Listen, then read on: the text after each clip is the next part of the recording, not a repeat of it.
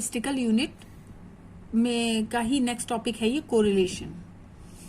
Correlation जैसा कि नाम से ही समझ में आ रहा है कि रिलेशन, कोरिलेशन। तो if two variables are related with each other is called correlation. If two variables are related with each other is called correlation. इसे हम कोरिलेशन कहते हैं and is denoted by R, small R से इसको हम denote करते हैं। और इसकी वैल्यू हमेशा क्या होती है, -1 से 1 के बीच में, -1 से 1 के बीच में कोरिलेशन की वैल्यू हमेशा होती है। टाइप्स ऑफ कोरिलेशन क्या होता है, एक पॉजिटिव कोरिलेशन होता है। देखिए एक्स एक्सिस पे वैल्यूज हैं 1 2 3, वाई एक्सिस पे वैल्यूज हैं 1 2 3। जो इनका हमें वैल्यूज के हिसाब से ग्राफ बन रहा है वो इस तरीके से बन रहा है। तो ये ग्राफ आपका दोनों ही पॉजिटिव डायरेक्शन में जा रहा है, तो पॉजिटिव कोरिलेशन। इसी तरीके से सेकंड में देखिए नेगेटिव कोरिलेशन। एक्स की वैल्यूज तो यहाँ पे बढ़ रही है बट वाई की वैल्यूज नीचे आ रही हैं, लेस हो रही हैं, तो इसे हम कहेंगे नेगेटिव कोरिलेशन। एंड इसमें देखो रिलेशन जो है वो कोई लाइन के में हमें नहीं फॉर्म हो रहा है, points are collected in circle, circle के फॉर्म में कई पॉइंट्स कलेक्ट हो रहे हैं, तो इस रिलेशन को हम कहते हैं जीरो कोरिलेशन। ये टाइप्स ऑफ कोरिलेशन और भी बहुत से होते हैं, लेकिन फिलहाल हमें इन्हीं 3 की रिक्वायरमेंट है। मैथड्स इसके लिए क्या होते हैं, इसके 2 मेथड होते हैं, एक ग्राफिक, एक एल्जेब्राइक।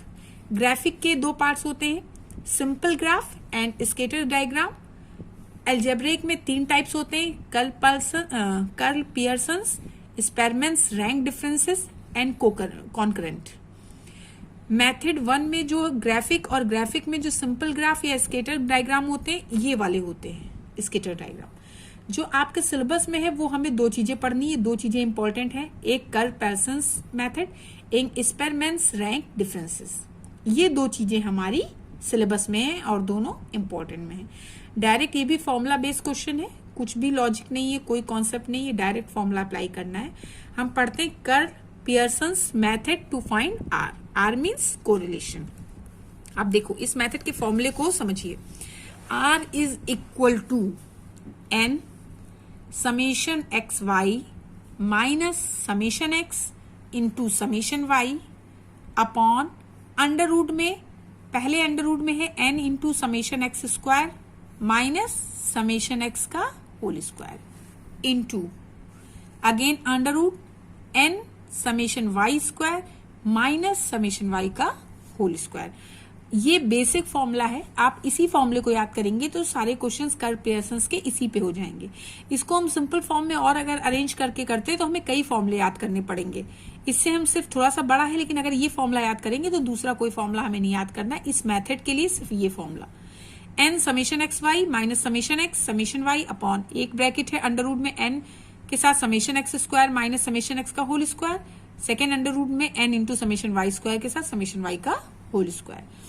अब देखो क्वेश्चन कैसे होगा, फाइंड आर। क्वेश्चन x दे रखा है, y दे रखा है, फाइंड आर। अब इस फॉर्मूले को देखो, इस क्वेश्चन को देखो, आप अपने आप कर सकते हो। n means number 1 2 3 4। n कितना है 1 2 3 4, n तो 4 मिल गया। अब summation X Y, summation X Y का क्या मतलब हुआ, आप x और y को मल्टीप्लाई कर लो, उसका ऐड समेशन एक्स वाई हो गया। समेशन एक्स एक्स का ऐड, समेशन वाई वाई का ऐड। समेशन एक्स स्क्वायर मतलब एक्स स्क्वायर सारे निकाल के ऐड कर दो, समेशन एक्स का whole square. Summation Y square मतलब सारे वाई स्क्वायर निकाल के ऐड कर दीजिए, समेशन वाई का होल स्क्वायर। अब देखो इन 2 की हेल्प से आप ये टेबल बना सकते हो, एक्स वाई, फिर आपने एक्स वाई निकाला, एक्स वाई यानी एक्स और वाई का मल्टीप्लाई, 3 2 ज़ा 6, 4 3 ज़ा 12, 5 1 ज़ा 5, 6 4 ज़ा 24। फिर एक्स स्क्वायर मीन्स 3 का होल स्क्वायर, 4 का होल स्क्वायर, 5 का होल स्क्वायर, 6 का होल स्क्वायर। फिर वाई स्क्वायर मतलब वाई वाले टर्म्स का स्क्वायर कर दिया, 3 का, 1 का, 4 का। अब यहां से ये क्या हो गया, समेशन एक्स, ये क्या हुआ समेशन वाई, ये क्या हुआ समेशन एक्स वाई, ये वैल्यू समेशन एक्स स्क्वायर, ये वैल्यू समेशन वाई स्क्वायर। अब देखो फॉर्मूले में आपने रखा, इस फॉर्मूले को यहां से यहां देखो, सबसे पहले n 4 summation X Y 47 minus summation X 18 into summation Y 10। ऊपर क्या समझ में आया, अंडर रूट में n means 4 summation X square, यहाँ पे देखिए समेशन एक्स स्क्वायर ये होगा summation X square 86 minus summation X कितना है 18 का होल स्क्वायर, फिर अंडर रूट में 4 समेशन वाई स्क्वायर का मतलब हुआ summation Y square 30 minus summation Y कितना है 10 होल स्क्वायर। फॉर्मूले में वैल्यूज रख दी, कैलकुलेट कर लिया कैलसी से, हमें आंसर मिल गया। अब इफ आंसर इज नेगेटिव तो correlation is negative, if answer is positive तो कोरिलेशन इज पॉजिटिव। क्लियर? ये फॉर्मूला, ये वैल्यूज फाइंड आउट की, इन वैल्यूज को यहां से निकाल के इस फॉर्मूले में लिख दिया। अगर आंसर ये सिंपल कैलसी से सॉल्व हो जाएगा। अगर आंसर नेगेटिव तो कोरिलेशन इज नेगेटिव, अगर आंसर पॉजिटिव तो कोरिलेशन इज पॉजिटिव। ये कर्ल पियर्सन का टाइप है। स्पीयरमैन्स रैंक कोरिलेशन। स्पीयरमैन्स रैंक कोरिलेशन में आपके रैंक के 3 मेथड होते हैं। क्वेश्चन जो भी होगा उस क्वेश्चन में 3 टाइप के क्वेश्चन होंगे। पहला केस होता है when rank is given, second case होता है when rank is not given, and third case होता है व्हेन रैंक आर इक्वल। तो मेथड 2 स्पीयरमैन्स रैंक कोरिलेशन, इसका फॉर्मूला भी आर है, आर वैसे ही होगा, आर इज -1 से +1 के बीच में आर की वैल्यू होगी। R is equal to formula होता है 1 - 6 summation D square upon N bracket में n स्क्वायर -1। फॉर्मूला इसका सिंपल है। कर्ल पियर्सन का फॉर्मूला थोड़ा सा आपका टफ था, ये फॉर्मूला तो बिल्कुल सिंपल है। R is equal to 1 - 6 summation D square upon n square -1। अब देखिए d क्या है, deviation R1 - R2। Summation D हमेशा 0 होगा, ये बात याद रखना, समेशन डी की वैल्यू हमेशा 0 होगी, समेशन डी इज ऑलवेज 0। अब टाइप्स क्या हुए, रैंक मेथड के 3 टाइप्स हैं, when rank is given, when rank is not given, when rank are equal. पहले आते हैं केस 1 पे, व्हेन रैंक इज गिवन। अब देखिए इसमें क्या, data is given in rank form. जब रैंक गिवन है तो डेटा जो आपको क्वेश्चन में गिवन होगा वो रैंक के फॉर्म में गिवन होगा। क्वेश्चन वही सेम है, find correlation, question is find correlation. Given क्या चीज है क्वेश्चन में, मैथ्स मार्क्स रैंक, देखो मैथ्स के मार्क्स की रैंक गिवन है, एंड फिजिक्स मार्क्स रैंक 4 1 2 3 3 1 4 2, इतना गिवन क्वेश्चन है आपका, given question. Maths marks rank and physics marks rank. 4 students हैं, स्टूडेंट 1, स्टूडेंट 2, स्टूडेंट 3, स्टूडेंट 4। ये 4 स्टूडेंट जो होते हैं ये तो आपका n हो गया, n1 n is equal to 2 n3 n मतलब 4, n कितना हो गया आपका 4। अब यहां से देखिए आपने मैथ्स मार्क्स को इस तरीके से लिखा, फिजिक्स मार्क्स को लिखा। अब आपको फॉर्मूले से क्या चाहिए, summation D square where D is deviation यानी R1 - R2।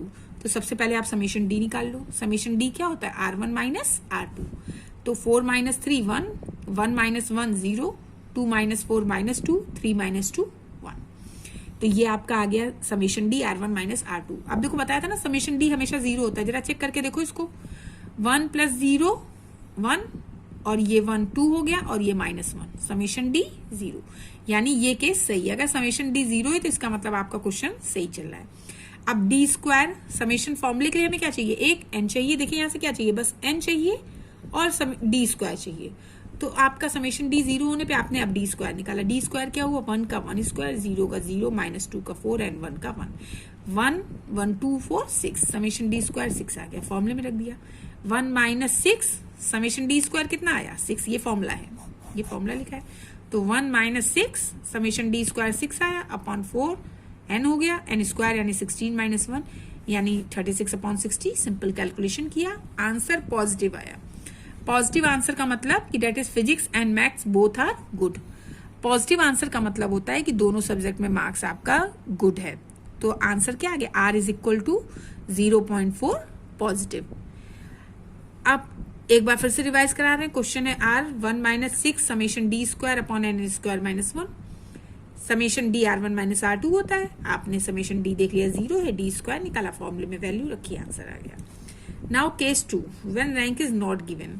जब रैंक इज नॉट गिवन तो data is given in variable form, data आपका वेरिएबल्स के फॉर्म में होगा। कैसे, गिवन क्वेश्चन मैथ्स मार्क्स दे रखा है, फिजिक्स मार्क्स दे रखा है। ऊपर के क्वेश्चन में क्या था, मैथ्स मार्क्स रैंक थी, फिजिक्स मार्क्स रैंक थी। यहाँ पे क्या है, मैथ्स मार्क्स गिवन है एंड फिजिक्स मार्क्स गिवन है। अब मैथ्स मार्क्स को हम एक्स से डिनोट कर रहे हैं, फिजिक्स मार्क्स को वाई से। तो क्या क्या मार्क्स है, एक्स के लिए 4 3 5 6, वाई के लिए 2 5 3 7। अब इन मार्क्स के थ्रू आप R1 माइनस R2 निकाल सकते हो, लेकिन ये आपके मार्क्स हैं, रैंक नहीं है। इनमें क्या होगा, R1 माइनस R2 के लिए पहले आपको R1 और R2 फाइंड करना होगा। अब देखो, जब आपने x को लिखा x और y, आपने बनाया 4 3 5 6 और दूसरा 2 5 3 7। अब देखिए, रैंक निकालने के लिए क्या करेंगे, रैंक आपको पता है हाईएस्ट मार्क जिसका होता है उसकी रैंक 1 होती है। तो x में हाईएस्ट मार्क क्या है, 6, तो 6 वाले की रैंक कितनी आ जाएगी, 1। फिर 5 तो रैंक 2, फिर 4 तो रैंक 3 और फिर 3 तो रैंक 4। देख लीजिए, 6 के लिए R1 पहली रैंक हो गई, 5 वाला दूसरी रैंक पे आएगा, 3 नंबर वाला चौथी रैंक पे आएगा और 4 नंबर वाला तीसरी रैंक पे आएगा। जिस तरीके से आपने R1 के लिए निकाली, R1 रैंक निकाली, R1 किसके लिए थी, x के लिए। अब आप R2 में रैंक निकालो, तो हाईएस्ट मार्क क्या है, 7, तो 7 वाले की रैंक क्या हो गई, पहली। सेकेंड हाईएस्ट 5 वाले की रैंक सेकेंड। थर्ड हाईएस्ट 3 की रैंक 3 और फोर्थ हाईएस्ट 2 की रैंक 4। R1, अब केस 1 और केस 2 का डिफरेंस समझ में आया। केस 1 में डायरेक्ट R1 R2 गिवन थे, मैथ्स मार्क्स रैंक और फिजिक्स मार्क्स रैंक गिवन थी R1 R2। यहाँ पे आपका सेकेंड क्या है, रैंक इज नॉट गिवन। तो इस टेबल के थ्रू इस तरीके से आपको रैंक बनानी पड़ेगी। तो हाईएस्ट मार्क्स जिसका होता है उसी की रैंक 1 होती है, उससे कम पे रैंक 2, उससे कम पे रैंक 3। आपने रैंक बना ली। अब क्वेश्चन आपका पुराने जैसा हो गया। रैंक बनाने के बाद तीसरा कॉलम क्या बनाएंगे, D is equal to R1 minus R2, calculate कर लिया। अब देखो यहाँ भी -1 और -1, ये हो गया आपका -2 और ये +2, समेशन D क्या हो रहा है, समेशन D 0। अब फिर D स्क्वायर निकाल दिया। फॉर्मूला बिल्कुल simple, R is equal to, ये फॉर्मूला है, इस फॉर्मूले में वैल्यू रख देंगे, आंसर निकाल देंगे। If answer is positive then आप लिखेंगे कि physics and maths both are good. If negative तो मार्क्स आर, इफ नेगेटिव तो आप देख लेंगे जिसके लिए नेगेटिव है, यानी उन दोनों में कोई एक सब्जेक्ट वीक है और एक सब्जेक्ट अच्छा है। और पॉजिटिव रैंक का मतलब कि दोनों सब्जेक्ट्स गुड हैं। फिर से एक बार, जब रैंक नहीं दी होगी तो आप इन मार्क्स के हिसाब से रैंक निकाल लेंगे। आप रैंक ऐसे ही तो कैलकुलेट करते हैं, जिसका 100 आउट ऑफ 100 उसकी रैंक 1, जिसका 99 उसकी रैंक 2। इसी तरीके से आप यहाँ पे हाईएस्ट मार्क्स से कैलकुलेट कर लेंगे, रैंक 1 एक्स के लिए R1 और वाई के लिए R2। उसके बाद R1 minus R2, summation D check करिए। जब समेशन D तक आपका आंसर सही है तो D स्क्वायर कैलकुलेट कीजिए, फॉर्मूले में वैल्यू रखिए, आंसर निकाल दीजिए। आंसर पॉजिटिव या नेगेटिव में आएगा, क्योंकि R हमेशा कोरिलेशन हमेशा -1 से +1 के बीच होता है। Now case 3, when the rank are equal, जबकि रैंक इक्वल होगी। इसका फॉर्मूला देखो, R इज इक्वल टू, फॉर्मूले पे ध्यान देना थोड़ा सा, इसका फॉर्मूला 1 - 6 के मल्टीप्लीकेशन में है summation D square plus 1/12 M1, again bracket में M1 square -1 plus 1/12 M2 square -1 and so on upon n square -1। फॉर्मूले को ध्यान से पढ़ के याद कीजिएगा। अब इसमें भी दे रखा है marks in maths and marks in physics, जैसे पुराने क्वेश्चंस में था यहाँ पे भी था। केस ये किस चीज का, when the rank are equal. अब जब आप रैंक बनाओगे तो x का है 4 3 6 4 7